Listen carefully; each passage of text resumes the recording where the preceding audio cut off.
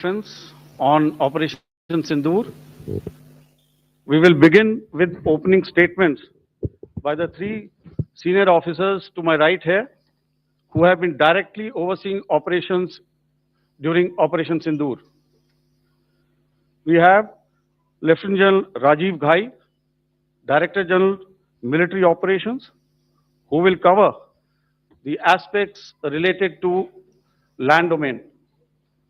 Air Marshal A.K. Bharti, to his right, Director General Air Operations, will provide insights on the air domain. And to my right is Vice Admiral A.N. Pramod, Director General Naval Operations, who will cover aspects on maritime domain. Following their briefings, we will move on to the question answer session. I now request the DGMO to commence the opening brief. Thank you, Sandeep. A very good evening to all of you, ladies and gentlemen. You are all by now familiar with the brutality and the dastardly manner in which 26 innocent lives were prematurely terminated at Pahalgam on the 22nd of April. When you combine those horrific scenes and the pain of the families that the nation witnessed with numerous other recent terrorist strikes on our armed forces and defenseless civilians, we knew that the time had arrived to make yet another compelling statement of our resolve as a nation. Operation Sindoor was conceptualized with a clear military aim to punish the perpetrators and planners of terror and to destroy their terror infrastructure. What I do not state here, of course, is the often stated determination of India and its intolerance to terror. It set into motion a very diligent and microscopic scarring of the terror landscape across the borders and the identification of terror camps and training sites. The locations that emerged were numerous, but as we deliberated more, we realized that some of these terror hubs were now bereft of any presence and had preemptively been vacated, fearing retribution from us. There was also a term of reference and our own binding, self-imposed restriction to target only terrorists and thus prevent collateral damage. There were 9 camps that you are now all familiar with, which were confirmed by our various intelligence agencies to be inhabited. Some of these were in POJK, while there were others that were located in the Punjab province in Pakistan. Nefarious places such as Muridke, the hub center of the Lashkar-e-Taiba, has over the years bred infamous characters such as Ajmal Kasab and the likes of David Headley. What followed was a careful scrutiny of each of these sinister locations, their layout, configuration, even the type of construction in each structure, and the terrain obtained around these. This was with an obvious intent to deduce and identify the exact vector that was required for their neutralization, as also the eyes in the sky that we would send up to ensure that we brought back evidence that we had indeed targeted what we set out to. The precise images of these engagements on that fateful and historical night have already been showcased during the first press statement on the 7th of May that was helmed by our Foreign Secretary. जीवन साथी app अब है free. मतलब biodata बनाना, अपने matches को message भेजना सब free है। आज ही डाउनलोड करें। Left more than 100 terrorists killed, including high-value targets such as Yusuf Azhar, Abdul Malik Rauf, and Mudassir Ahmed that were involved in the hijack of IC-814 and the Pulwama blast. The line of control was also violated soon after by Pakistan, and the erratic and rattled response of our enemy was apparent from the number of civilians, inhabited villages, and religious sites such as Gurudwaras that were unfortunately hit by them, leading to a sad loss of lives. The Indian Air Force played a major part in these strikes by engaging some of these camps, and the Indian Navy provided wherewithal in terms of precision munitions. The Indian Air Force obviously had their assets up in the sky, and I will here request Air Marshal Bharti, the Director General of Air Operations, to detail for you the methodology that the men in blue adopted to successfully manifest this mission. Thank you, Rajiv. A very good evening, ladies and gentlemen. It indeed is a difficult time that we have to come here like this and brief you. We could have done without this, but we had no choice. As the DGMO has detailed, the event was precipitated by the dastardly act at Pahalgaon. The sequence of events have already been detailed. We carefully selected the targets, and out of the 9 selected targets, the target systems that were given to the Indian Air Force were the notorious training camps at Bhavalpur and Muridke, these being further from the international boundary.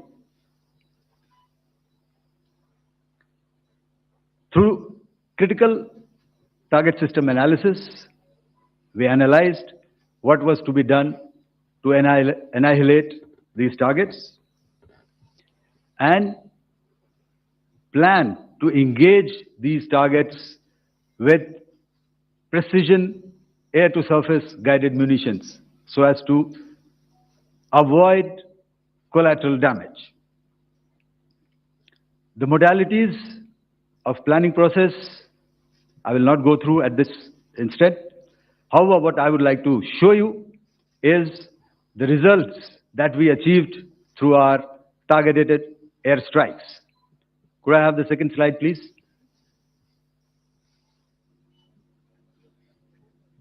Yeah, change, please.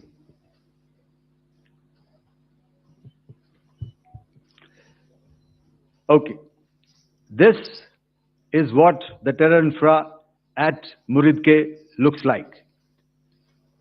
If you see, north is as indicated, and to the right is east, where the international boundary lies. Could we have the next slide, please?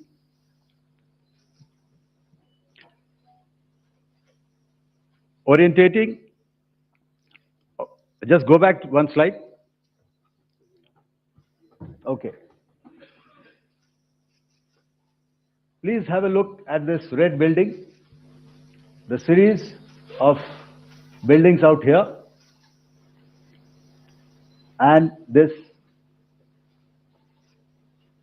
empty ground. Next. If you relate, the empty ground is here, and you see this is the first weapon that is impacting. This is the impact point number 1 on Muridke training camp with our precision guided weapons on early morning 7th. Next, please. Keep your eyes glued for the second weapon coming in and the second impact on the selected target point. Next slide, please.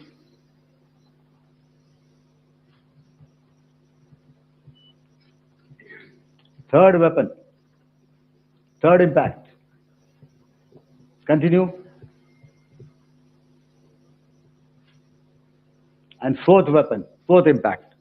So these, through these targeted and precision targeting, we addressed the target at Muridke, which was the turning infrastructure.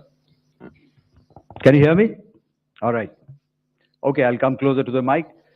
Now we go to the next target, which is the Bhavalpur training camp.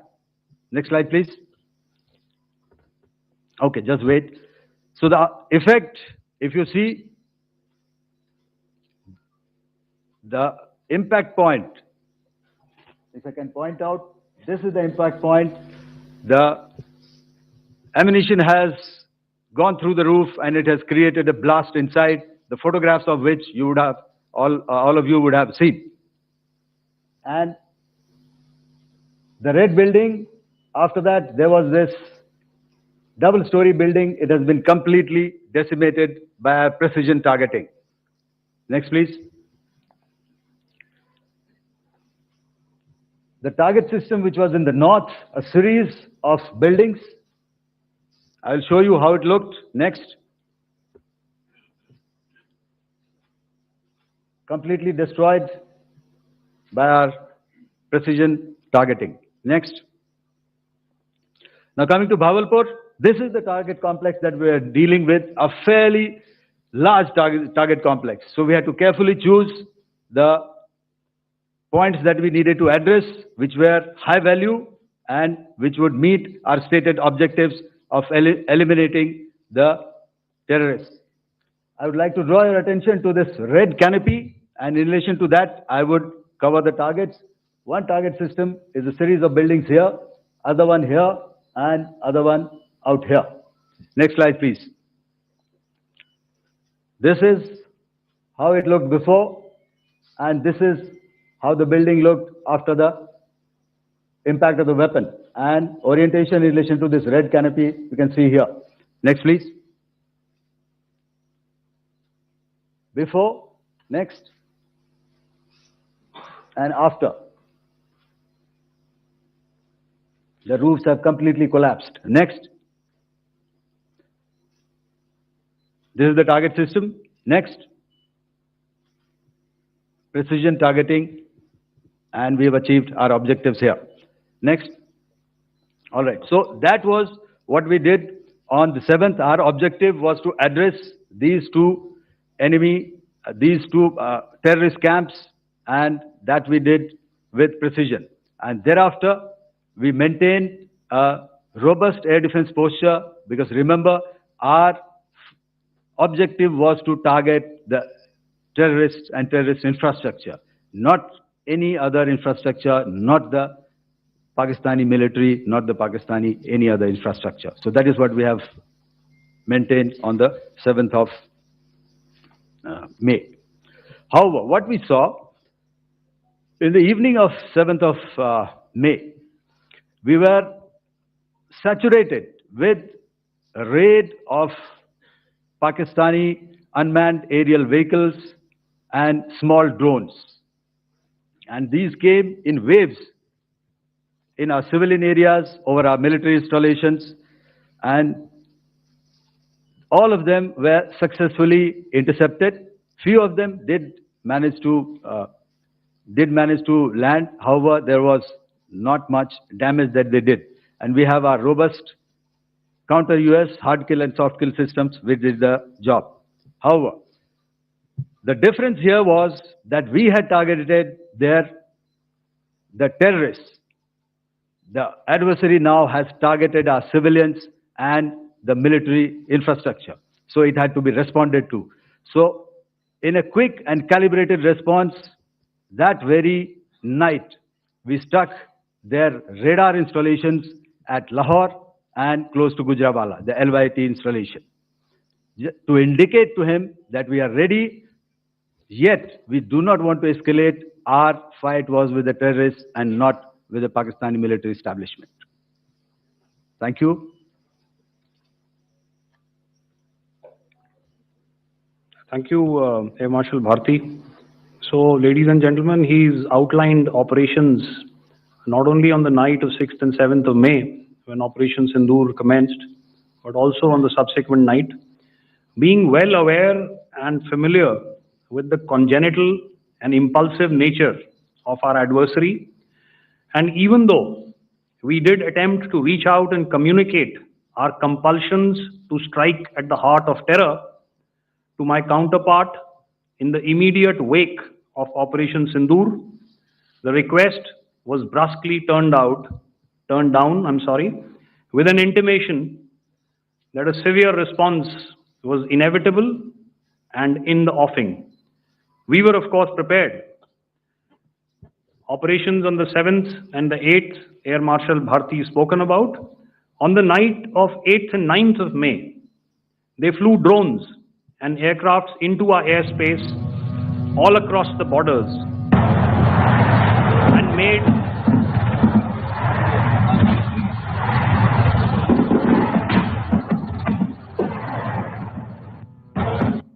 and made largely unsuccessful attempts to target numerous military infrastructure.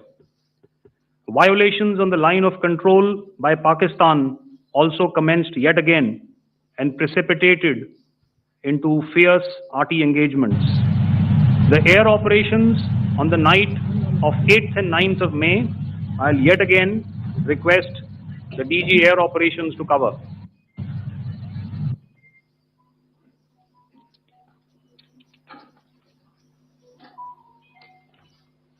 So I just covered what happened on the night of 7th and 8th.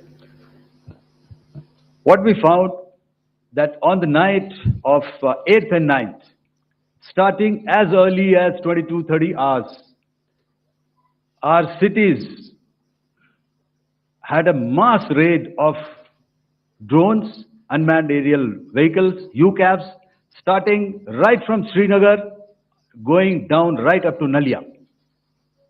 It was a mass raid in waves, and it was relentless. However, we were prepared, and our air defense preparedness ensured that there is no damage on ground or to any of the intended targets that the enemy might have planned for. The difference between 7th night and 8th night was that on 7th night, he sent in his Jihad class of UAVs. However, these UAVs can go some distance, they are armed. However, on the 8th, less numbers of armed UCAVs were there or UAVs were there, and more numbers of quadcopters, maybe for surveillance or just for harassment of civilians. This continued till midnight. Our air defense preparedness ensured that there was no damage on the ground, either to the military installations or to the civilians. However, the enemy had yet again shown that he wanted to up the ante and he wanted a fight, and we were up to the task. In a measured and calibrated response, we once again targeted his military installations, which included his SAM sites at Malirkant. This also included his surveillance radar sites at Lahore and close to Gujranwala. These were suitably addressed, and thereafter his drone attacks continued even till morning, which we countered, and during the daytime there was some respite. Here I would like to bring out another aspect. What we found was that while the drone attacks were being launched from somewhere close to Lahore, enemy had allowed his civilian aircraft to also continue to fly out of Lahore. Not only his own aircraft, but international passenger aircraft, which is quite insensitive, and we had to exercise extreme caution, even at the cost of some tactical disadvantage, to ensure that there is no damage to any of the civilian aircraft. And this was also brought out in our press briefing during the day. So I will now hand over to my colleague to cover the events of 9th onwards. On land, we also undertook certain measures such as deployment of air defense and electronic warfare assets to establish an integrated grid with the Indian Air Force, and I have seen and heard some of you wax eloquent about the benefits of such an architecture when it comes to negating and combating air intrusions. We also carried out deployment to include movement of our forces in the land, sea, and air domains. The night of the 9th and the 10th of May saw similar intrusions by drones and aircrafts, and this time there was a concerted effort to target airfields and some very, very important logistic installations, albeit yet again unsuccessful and denied gallantly and efficiently, I must say, by the integrated Indian Air Force and Indian Army Air Defense. We further strengthened our deployment and also initiated some pressure points to send a very clear and unambiguous message to the other side to desist from any misadventures on land. Some of the airfields and dumps saw repeated attacks in waves from the air. All were thwarted. The Pakistan Army has reported to have lost approximately 35 to 40 personnel in artillery and small arms firing on the line of control between the 7th and the 10th of May. What the other side had probably also not reckoned with was the speedy and precise turnaround and hit back by the Indian Air Force. And I will yet again ask Air Marshal Bharti to speak about these significant and game-changing strikes. I will thereafter request Vice Admiral Pramod, my colleague and Director General of Naval Operations, to tell us about some very telling naval maneuvers in the Arabian Sea that exerted pressure on the night of 9th and 10th of May. Over to you, sir. Thank you. Commencing about 2000 hours, that is 8 p.m. local time, on 8th of May, several Pakistani unmanned aerial systems, drones, combat vehicles attacked multiple IF bases. These included Jammu, Udhampur, Pathankot, Amritsar, Bhatinda, Nal, Dalhousie, Thois, Jaisalmer, Uttarlai, Falodi, Nalia. These were almost simultaneous and they came in waves. All our AD guns and other systems were waiting for them. All these waves were neutralized by our trained crew using the air defense systems that they have, and also some of them were utilized using our legacy systems like Pechoras and IF Summer, which we have recently acquired.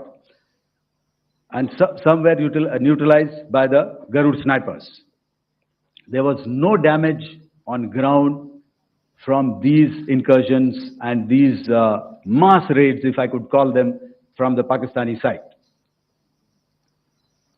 However, following these relentless attacks on our air bases, on our forward positions, and on our civilian targets, this was time to convey some message to our adversaries.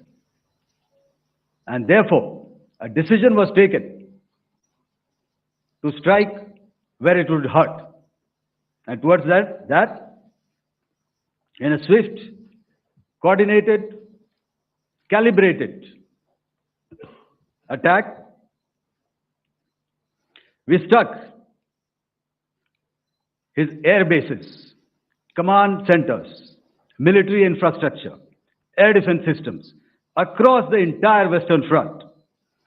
The bases we struck include Chaklala, Rafiki, and mind you, Chaklala is Islamabad. Rahim Yar Khan, Sakar, sending a clear message that aggression will not be tolerated. This was followed by strikes at Sargoda, Bholari, Jacobabad. We also struck the C2 centers at Murid, the UAE complex at Murid, Rafiki, radar at Chunia, which I will show you, Rahim Yar Khan airfield, and the unmanned combat aerial vehicle hangar at Sakar. I would like to reiterate here that we have the capability to target every system at these bases and more. However, it was only a measured response to instill good wisdom to our adversary to refrain from further escalation. IF response was directed only at military installations, avoiding civilian and collateral damage. I would now like to show you some of the effects that have been achieved as a result of our air operation.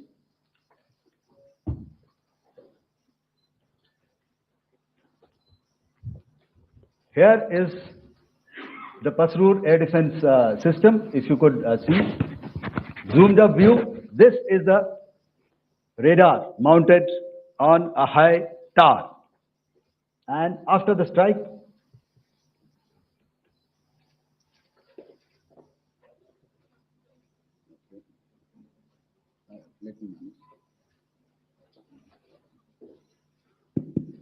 thank you. Can you hear me? Yeah, thank you. And after the strike, this is what has happened. This radar has been taken out, completely burnt. Next slide, please. The Chunia air defense radar, which was taken out on 7th and 8th. This is the radar site. A blown up photograph, once again, on a tower. Not very clear, but what you see very clearly is the after effect after we have struck. The radar head has been completely decapitated. Next slide, please. Arifwala air defense radar. In this complex, you see how it looked before, blown up image, and after really blown up. Next. Now coming to Sargodha airfield. Remember, this is one of their important airfields wherein they have a lot of assets, F-16s, other assets which they keep getting, training institutes. And we have stuck this airfield. It is not, if you zoom in here, then one impact point here on the runway and second impact point of our weapon, precision weapon on the runway. And if you see this blown up, repairing going on. Same here. Next. Rahim Yar Khan. This is the area we have struck. A deep strike out here and one complex here. So this is how it looked before, and same, you see a big crater, another crater here, and this complex, after strike, neutralized. Next. Chaklala airfield, Noor Khan, once again a major air base, a lot of their logistic assets out here. This was the chosen complex that we intended to strike and convey a message. आज सबका favourite खाना बनाया है। रुचि का favourite शाही पनीर, तुम्हारे favourite chole और रिया की favourite biryani. और आंटी आपका फेवरेट कहाँ है?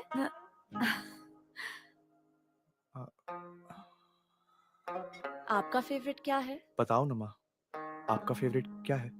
माँ को सबका फेवरेट खाना पता है, पर कभी किसी ने माँ से पूछा माँ का फेवरेट क्या है? बताओ ना माँ, आपका फेवरेट? हम बनाएंगे। इस मदर्स डे चलो माँ की फेवरेट डिश बनाएं।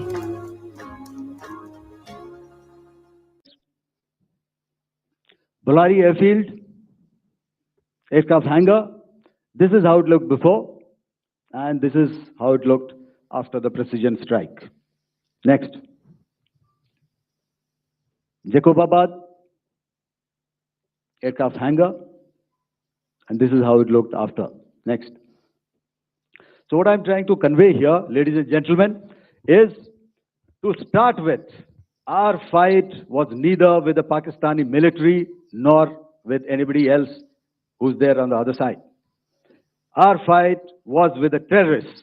We neutralized the terrorists that we selected to be neutralized, and thereafter, we only maintained the air defense posture. However, we were relentlessly pounded by waves after waves, night after night,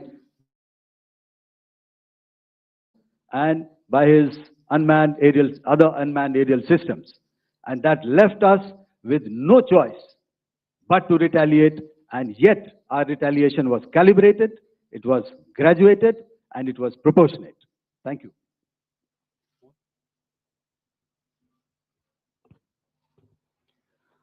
Good evening, ladies and gentlemen. In the aftermath of the cowardly attacks on innocent tourists at Pahalgam in Jammu and Kashmir by Pakistani-sponsored terrorists on 22nd April, the Indian Navy's Carrier Battle Group, surface forces, submarines, and aviation assets were immediately deployed at sea with full combat readiness in concert with the Joint Operation Plan of the Indian Defence Forces. You may be aware that we tested and refined tactics and procedures at sea during multiple weapon firings in the Arabian Sea within 96 hours of the terrorist attack. The aim was to revalidate our crew, armament, equipment, and platform readiness to deliver various ordnance on selected targets precisely. Thereafter, our forces remained forward deployed in the Northern Arabian Sea in a dissuasive and deterrent posture with full readiness and capacity to strike select targets at sea and on land, including Karachi at time of our choosing. The forward deployment of the Indian Navy compelled Pakistani naval and air units to be in a defensive posture, mostly inside harbors or very close to the coast, which we monitored continuously. The Indian Navy maintained seamless maritime domain awareness throughout the duration and was entirely aware of the location and movement of Pakistani units. In effect, we had and continue to have good battlespace transparency using our maritime domain awareness grid. As you are aware, our response has been measured, proportionate, non-escalatory, and responsible from day one. Accordingly, the calibrated approach considered all options, including the ability of the Indian Navy for offensive action from and at sea. As part of this escalation control mechanism, the application of force by the Navy was planned in a synchronized manner in coordination with the Army and Air Force, the highlight being teams from the three services working closely in an integrated manner. Along with the kinetic actions by the Indian Army and Indian Air Force, the overwhelming operational edge of Indian Navy at sea contributed towards Pakistan's urgent request for a ceasefire yesterday. As we speak, Indian Navy remains deployed at sea in a credible deterrent posture to respond decisively to any inimical action by Pakistan or Pakistan-based terrorists. Thank you. Samno Varna, Jai Hind. Now I'll hand over to Director General Military Operations for further proceedings. Ladies and gentlemen, on the 10th of May, in the morning, even as we were getting into a huddle to wargame the events of the previous night, a routine exercise, I received a message on hotline from my counterpart in Pakistan seeking my willingness to communicate. Since our initial aim was to strike at terror camps, and all our actions in the subsequent days were in response to the intrusions and violations by the Pakistan Air Force and its army, it was decided that I would indeed speak with my counterpart. You are already aware, I've seen it being covered on national television, that my communication with the Pak DGMO was conducted at 15:35 hours yesterday and resulted in cessation of cross-border firing and air intrusions by either side with effect from 1700 hours 10th of May after he proposed that we cease hostilities. We also decided to further speak on the 12th of May, that's tomorrow, at 1200 hours, to discuss the modalities that would enable the longevity of this understanding. However, disappointingly, and must I add, expectedly, it took only a couple of hours for the Pakistan Army to violate these arrangements by cross-border and across the line of control firing, followed by drone intrusions across the expanse of the Western Front through last night and in the early hours of the morning today. These violations were responded to robustly and dealt with as they must be. We have earlier today sent another hotline message to my counterpart highlighting these violations of the understanding between the DGMOs on the 10th of May and our firm and clear intent to respond to these fiercely and punitively, if repeated tonight, subsequently, or later. In this regard, I must inform all of you that the Chief of Army Staff has earlier today conducted a security review and has granted full authority to our Army commanders for counter-actions in the kinetic domain in case of any violation by Pakistan. In the end, I pay my solemn homage to my 5 fallen colleagues and brothers from the armed forces and civilians who have tragically lost their lives in Operation Sindoor. Our hearts go out to the bereaved families, and we express our solidarity to them in this lifetime and beyond at this grave juncture in their lives. Their sacrifices shall always be remembered and spoken of in glowing terms by a grateful nation. We have thus far, ladies and gentlemen, exercised, and my colleague Pramod highlighted this, immense restraint, and our actions have been focused, measured, and non-escalatory. However, any threat to the sovereignty, territorial integrity, and safety of our citizens will be met with decisive force. Jai Hind. Okay, ladies and gentlemen, we are now open for questions. All right, now since I would not know all of you, I would expect you to please raise the placard or your hand, and once I indicate, I expect you to please give out your name and the media group that you belong to. Keep your questions short so that we can take as many questions as possible. Also, ladies and gentlemen, kindly bear in mind that confidential aspects may not be answered by the 3 DGMOs. Right. I've got a lot of hands there. Let me start from the left. Left foot always in front when we start marching. So here we have to the left, okay. Yeah, 238. Hello. So this is Manas Pratimudyan from PTI, Press Trust of India. So the understanding that was reached yesterday on stopping the military operations and actions, was it for just 3 days? And what would be the cost escalation if there is violation of this understanding by the Pakistani side?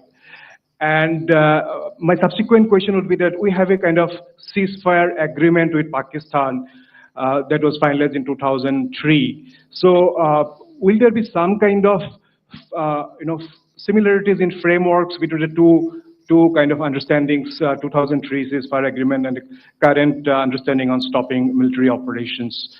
And again, what are the cost that will be incurring on Pakistan if Pakistan again resorts to this kind of terrorist activities, because we have made it very clear that the cost will be very high. So I would like to have your thoughts on it. Okay, so I'll answer the latter part of the question first. I also want to add that while the initial ceasefire agreement, as you correctly pointed out, is of the 2003 vintage, but I must remind you that in 2021,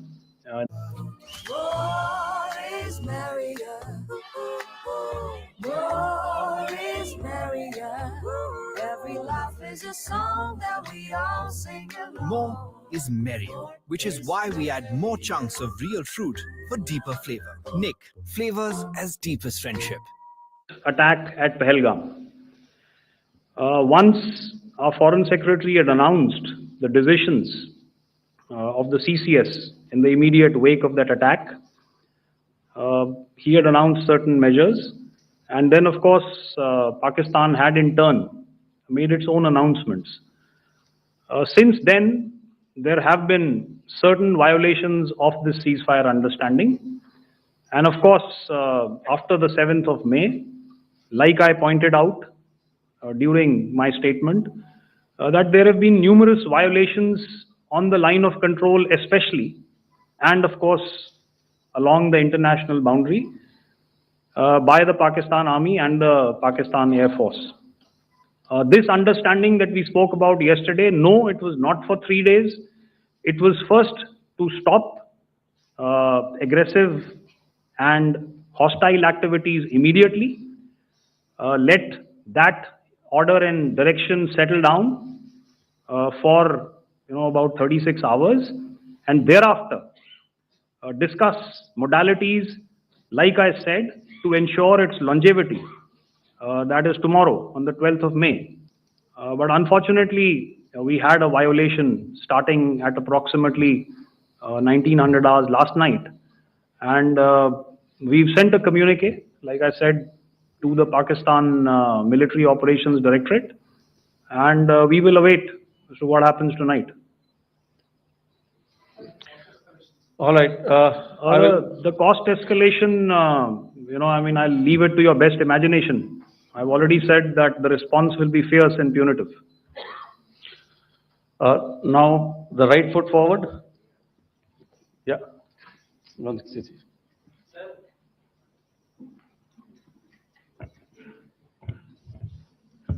Sir, I'm Ajit Dubey from ANI, sir. Sir, my question is that you talked about the loss of lives to the Pakistan army. That was around 35 to 40 kills secured by the Indian army. Sir, can you tell us what would be the total loss of life to the Pakistan army in both army and air force attacks, sir? And how good was the performance of the BrahMos, Scalp and the S-400 during the operations? And sir, since we have sir, just one line. No multiple questions, please. Sir, all right. and since sir, we have achieved such a spectacular, we have made good achievements in this entire operation. Can we say that we have emerged victorious, or we have a big upper hand over the Pakistanis in this entire conflict? Thank you very much, sir. So I'll answer the question about the loss of lives on the other side. Of course, there are various means to ascertain that number. There is information from various agencies that come in. There are, of course, on the line of control, other ways to find out as to what has been the effect of what you are doing there in ceasefire violations.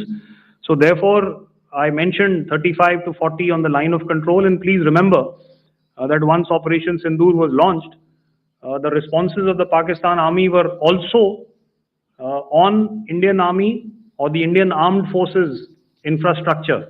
Let me put it that way. So that's why I did not cover casualties of the Pakistan army, at least in the initial phases of battle, because those were not our targets. Our targets were terror-oriented, and of course later, once they launched air intrusions and air operations on our infrastructure, we've used heavier weapons, and of course there would have been casualties, but those are still being assessed. The effects of the weapons that you mentioned, I will request Air Marshal Bharti to apprise all of you about those. Good evening, Mr. Sujit. How are you? Ajit. Okay, we're meeting after some time. I never mentioned about any of the weapons that we used. Check. Okay. What I was saying, that I never mentioned of any of the weapons, the caliber that we used. All right. So we leave it at that. Those are matters of operational details which I would not like to go into. But suffice to say that whatever methods and whatever means we have chosen, it had the desired effects on the enemy targets. How many casualties? How many injuries? Well, to start with, our aim was not to inflict casualties, but in case there have been, it is for them to count. Our job is to hit the target, not to count the body bags. And the last part of your question, I wonder if you read out the tweet on ADG-PI at midnight once we'd done what we had to in Operation Sindoor. And that's credit to my friend here on the left. Justice has been served, Ajit. That is all that I will say. Ajit, I'll request you to, refrain putting words into his mouth. All right. Yeah, I'll come back to the left. 147. Sorry, 47. No, one word. 47. Did I see it here or? Yeah. Good evening, gentlemen. Sorry, 147. I saw it there. Sorry. Yeah. Since I've already said 147. Start, please. Hi, sir. Good evening. This is Shivam Patel from Reuters News Agency. Thank you for giving me the opportunity. My question, sir, is how many military targets did Indian Armed Forces strike in Pakistan in response to the attacks from Pakistan? How were these targets selected? And how many troop casualties have been there in total on both sides, if you can give details? Thank you. I'm sorry, where are you? I haven't spotted his name. Here's to the right. Okay. Can you just repeat that for me, please? Sure, sir. So my name is Shivam Patel. I'm from Reuters News Agency. My question is, how many military targets in total did the Indian Armed Forces strike in Pakistan in response to the attack from Pakistan? How were these targets selected? And how many troop casualties have been there on both sides, if you can? So you're speaking of the targets that I mentioned in the wake of the attack at Pahalgam, right?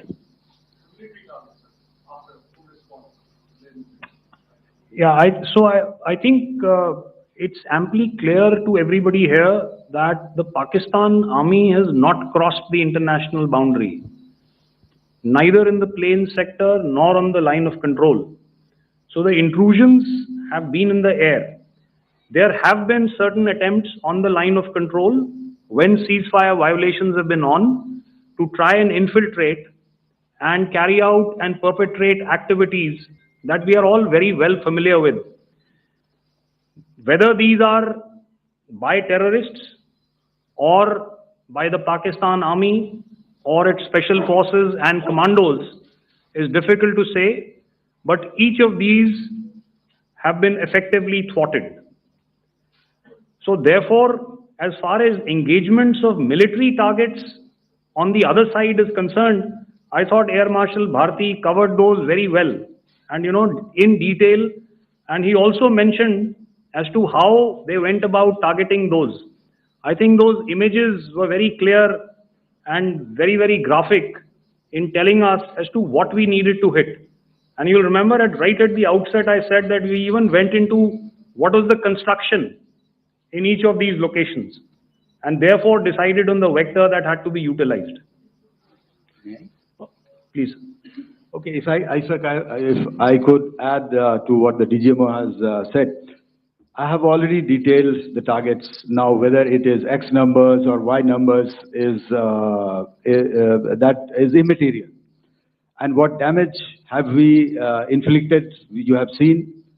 What are the casualties on the other side? As I said, that is for them to count.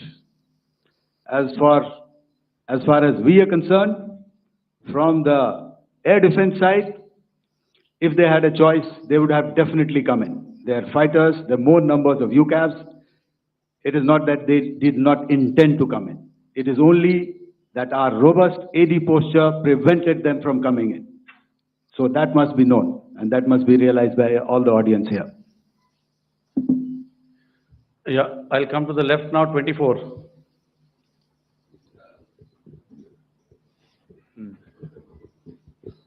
Good evening, sir. This is Anuvesh Rath from Z. Sir, I wanted to know on the first briefing, which was done by FS and two representatives from Air Force and Army, you showed a list where there was 21 places in that list. You have stuck 9. Are more operations going to be held? Is Operation Sindoor still on? And the second question, thank you, sir. Thank you so much. And also, I want to congratulate all three of you for a fantastic operation that you guys have done. Thank you so much. Thank you so much for that one question. Yeah. Sir, the question. Unfortunately, Rath, is that your name? I'm sorry. As far as operational details are concerned, I am not in a position to share those right now. But I think I'll take a cue from Pramod. He said towards the end that the Indian Navy is still in a posture that is deterrent. And I have already made it very clear towards the end of what I said that it's only a couple of hours ago that the Chief of Army Staff has carried out a security review, and he's authorized our Army commanders to deal with violations of any kind from across the borders in a manner that they deem fit. So again, to reiterate, the response will be fierce and it will be punitive.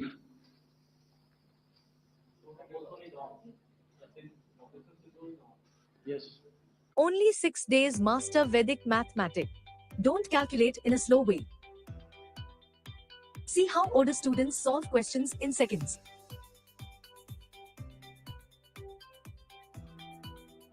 If your child is studying in class 1 to 10, Concepts Booster course costs only 29 rupees. Includes all core concepts. 50 plus maths tricks. Come and learn with teachers from IIT and NIT. Discount limited today only. Only 29 rupees today. Enroll now. Since the enemy has been talking about taking down our aerial platforms, it would be deemed fit in case we can reveal that we have taken down their fighter jets. What would be the number? Though you said that they may be not good to reveal the platforms, but since this has come from various quarters in Pakistan, so I believe that we need to answer, in case if you can, sir, if you may allow. The question is for me? Yes, sir. Okay, and if I get it right, you want to know how many of their planes we have downed? Yes, sir. Yes, sir. All right. See, as I said, their planes were prevented from coming inside our border. All right. So we do not have the wreckage with us, but definitely we have downed a few planes. Numbers, we would not like to hazard a guess out here. Okay. I have the numbers, okay, and we are getting into the technical details of it to establish it. So I would not like to put a figure at this time, but definitely there are losses from their side which we have inflicted. Were they fourth generation plus, sir? See, you're putting words into my mouth. Why do you say fourth generation? Let us make it high tech. Thank you so much. All right. Yeah, 163.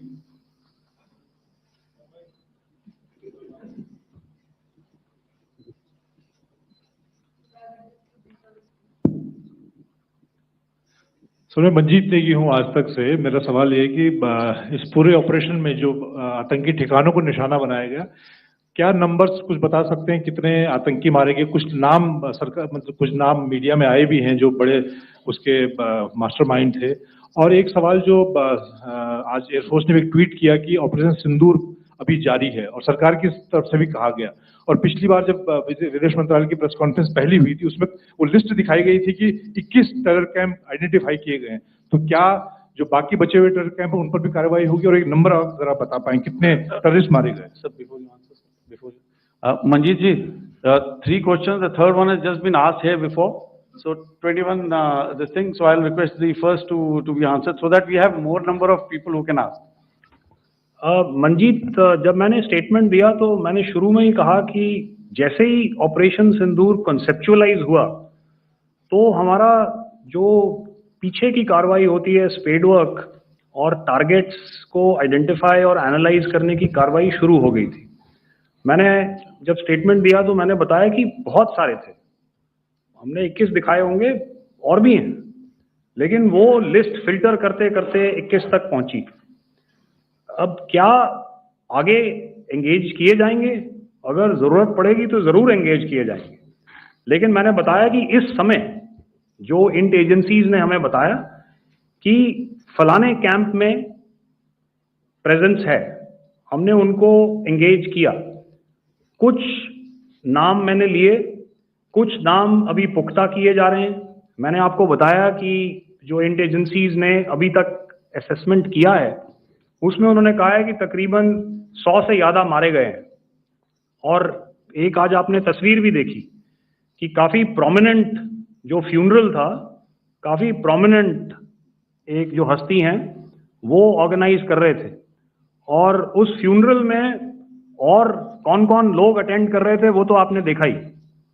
तो आप लोग सब समझदार हैं और मुझे ये कहने की ज़रूरत नहीं है कि इन लोगों को कहाँ से सपोर्ट मिल रहा है। अगर नहीं मिल रहा होता तो ऑपरेशन सिंदूर नहीं होता, तो उसी की वजह से है ये ऑपरेशन। तो मेरे ख्याल से मैंने आपके सारे सवालों का जवाब दे दिया। Ma'am, sir next is from 17। Sir मेरा नाम अंजू निर्वाण है, TV9 भारतवर्ष से। सर मेरा सवाल ये है कि ऑपरेशन सिंदूर में हमारी जो इंडियन नेवी है उसके बारे में सर थोड़ा सा बताएं कि किस तरह की उसकी भूमिका रही, क्योंकि हमने इस दौरान सर देखा कि बहुत सारी स्पेकुलेशन भी रही और ये बोला गया कि कराची तक हमारी नेवी ने ऑपरेशन किया है। तो सर इस पे थोड़ी सी क्लैरिटी चाहिए।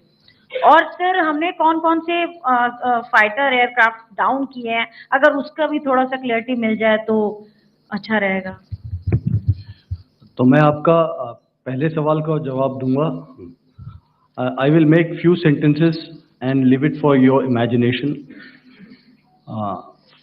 First of all, as I mentioned, we have quantitative and qualitative edge to deliver a massive blow to our adversary, and we completely dominate in the maritime front. Indian Navy's action is part of the escalation ladder mechanism which we have worked out amongst 3 services.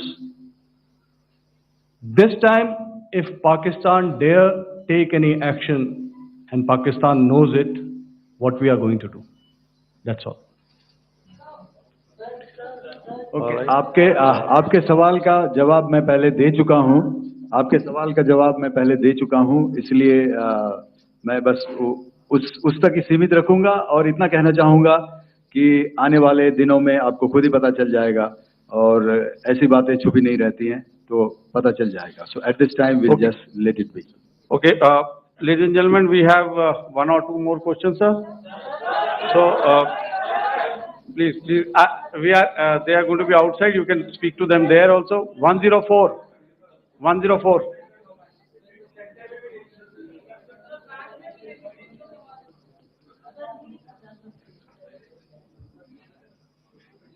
I think. Yeah, ask sir. So Dinakar with the Hindu newspaper. Are you surprised that you got this question? No, sir. Just to look. Sir, can you give a number of assets we lost? Because there's been a lot of speculation going on. International media writing a lot of things about our platforms, including Rafale. I mean, Pakistan claiming that Rafale has been downed, etc. Can you put that question to rest and clarify on that? I guess that question is for me. All right. I'm happy that you've asked this question. You know, we are in a combat scenario, and losses are a part of combat. The question that you must ask us, okay, and indeed that we must ask ourselves, you inclusive, is have we achieved our objectives?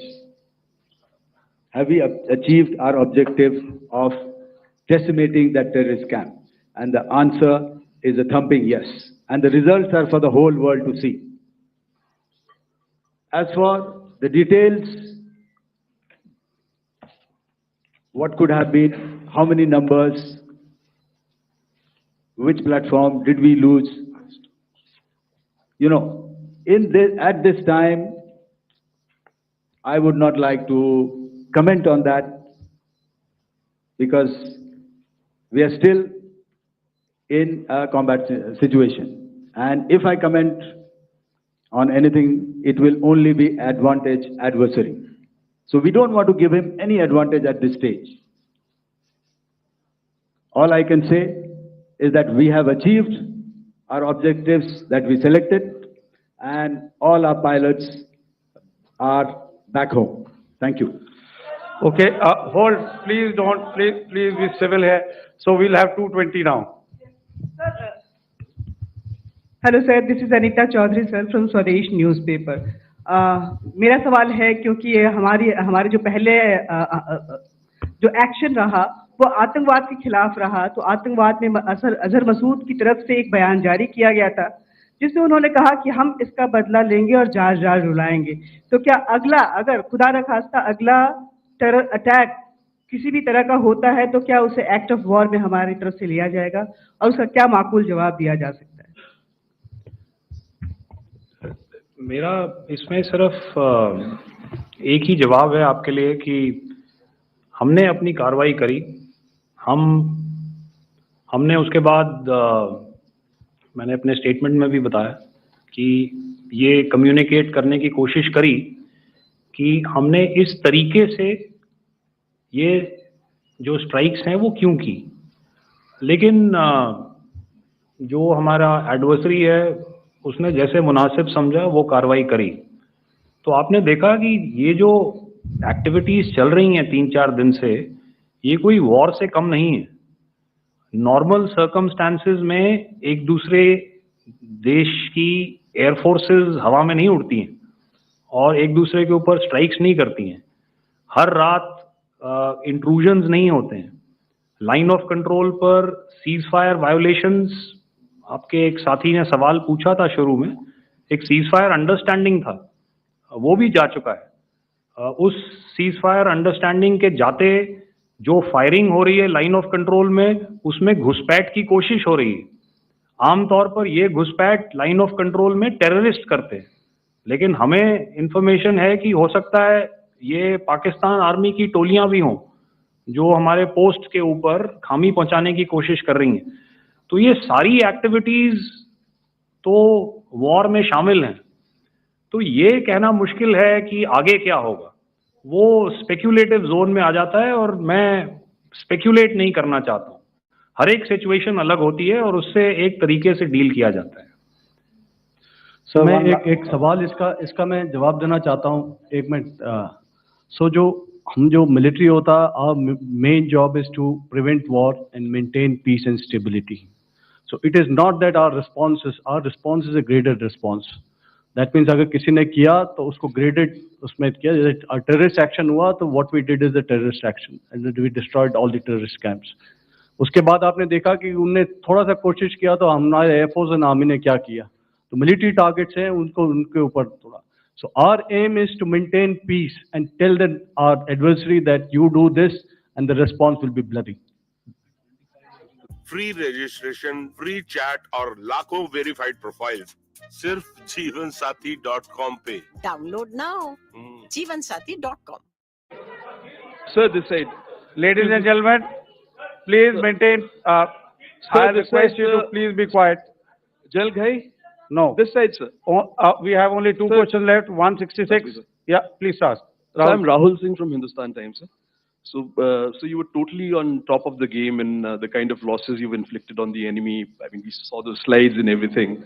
So it kind of comes across that you were batting it 99 and you decided to declare your innings. What are your thoughts on that, sir?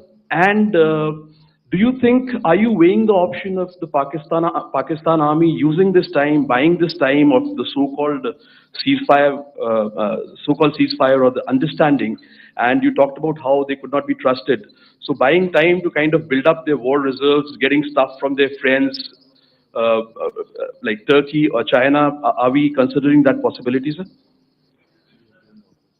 Look, see, the call came from the Pakistani side to speak about cessation of hostilities.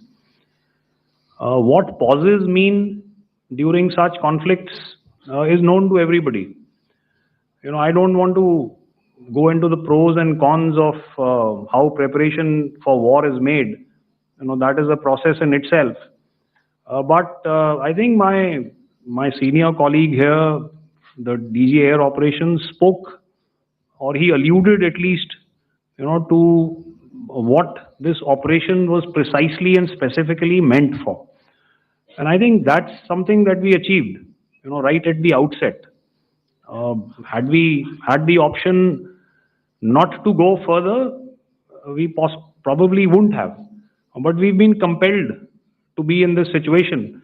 And as you've seen, the armed forces of India, and you've got the three Director Generals sitting here, we are always prepared to face any eventuality.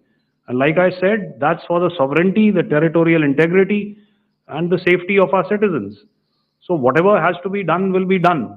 I'm not so concerned about what Pakistan will do in this time. I'm only concerned about what we will do. We have a roadmap and a plan, and we will follow it diligently, and we will follow it to the T. That's the contention that I want to make here today. Ma'am, please. Okay, the last question, and ma'am, 25, she has been asking since the first one. Sir, I'm Nandita. Sir, She's not asking a question. Sir, I'm Nandita Dagar, DAGAR from DD News and DD India. Sir, I wanted to ask you that my question is to General Ghai. Sir, you spoke to your counterpart yesterday and the Pakistani counterpart. Sir, what is the Indian Army's assessment that despite that agreement, that talk that you had, despite that agreement coming into effect at 1700 hours yesterday, why did they violate it? And number two, yesterday at the joint Defense Ministry and Foreign Ministry briefing, Wing Commander Vyomika Singh and Colonel Sophia Qureshi had told us that we have cited the Pakistani troops amassing at the borders and at the LOC. Sir, has that situation changed? Have they withdrawn?